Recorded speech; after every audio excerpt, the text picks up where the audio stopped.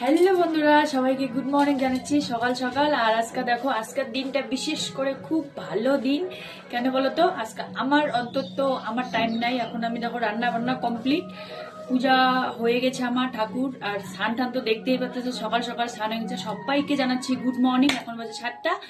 তো আমার 7টার মধ্যে রান্না বান্না সব কমপ্লিট, আর পিঠা খাবো আমরা রাত্রেবেলা, তোমাদের সাথে শেয়ার করব। আর সবাইকে গুড মর্নিং জানাচ্ছি। আর আজকে পুষ্মা কেবল সংক্রান্তি বলে, তো সবাই কেমন আছো কমেন্ট করো। আর সকাল সকাল দেখো ঠান্ডাতে স্নান টান করে আমি রেডি।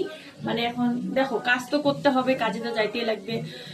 গরিব লোক আমরা, কাজ না করলে খাবো কি? আমার হাজবেন্ড এখন বাইরে যাবে, আমিও বাইরে যাবো। আমার মেয়েটাকে রেডি করে স্কুলের জন্য ড্রেস টেস সব রেডি করে এখন ও যাবে স্কুলে। আর তোমাদের সাথে শেয়ার না করলে হয় না। সব বন্ধুদেরই টাটা, ভালো থেকো।